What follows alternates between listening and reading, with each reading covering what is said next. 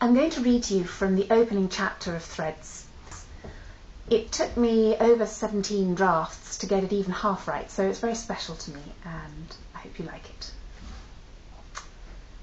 We're standing in a fashion designer's studio in Hoxton, admiring ourselves in the mirror.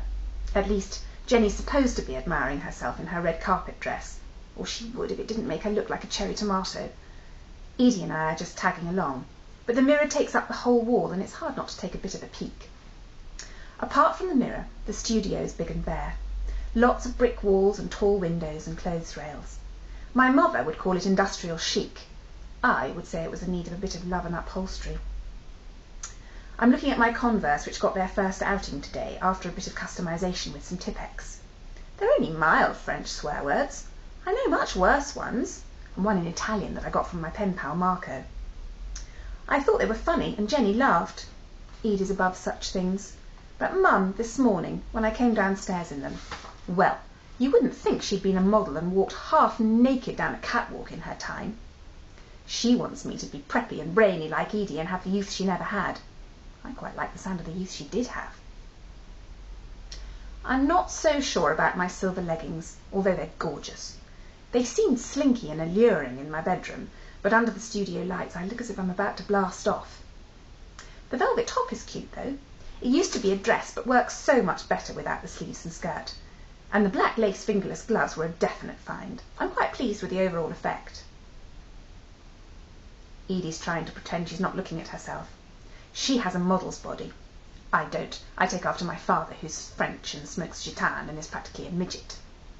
But she dresses it in knee-length skirts and Kate Middleton jackets. Yawn, yawn. She could probably do catalogues after we leave school, but no. She wants to join the United Nations. Mum is so impressed.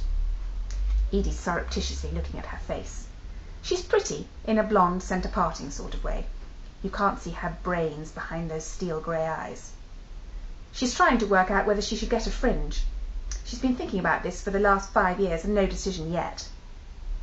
She catches me watching her and makes out she's admiring Jenny, which is a total giveaway. Jenny is unadmirable right now. A lovely person and my best friend. But that dress, it does nothing for her. And to think she has to wear it to a premiere in a week. Jenny's done a lot of things over the last year and a half. She's turned from a bouncy, freckly, funny 12-year-old into a totally new addition. For a start, she's grown boobs and developed an interesting line in facial spots. She's acted in an action movie with Hollywood's hottest couple and the new teenage sex god. Not something you want to be doing with the whole boob spot thing going on. And she's developed a complex about her weight. If we lived 50 years ago, she'd be hot. She's probably the same size and shape as Marilyn Monroe, but in today's size 0 age, she thinks she's fat. She's embarrassed about the boobs. Mine are way behind, and Edie will forever have fried eggs. She's even embarrassed about her skin, which blushes easily. She hates her freckles and her copper hair. She really just wants to disappear. But she's not going to do it in that cherry tomato number. The designer is called Pablo Dodo. Don't try and remember his name, because if he's always this rubbish, he's likely to become extinct. He's the cousin of one of the movie's producers, which is how he got the job. He wanted to turn Jenny into a vision in red, which shows the limit of his imagination. Between her hair and her blushes, she can do that all by herself.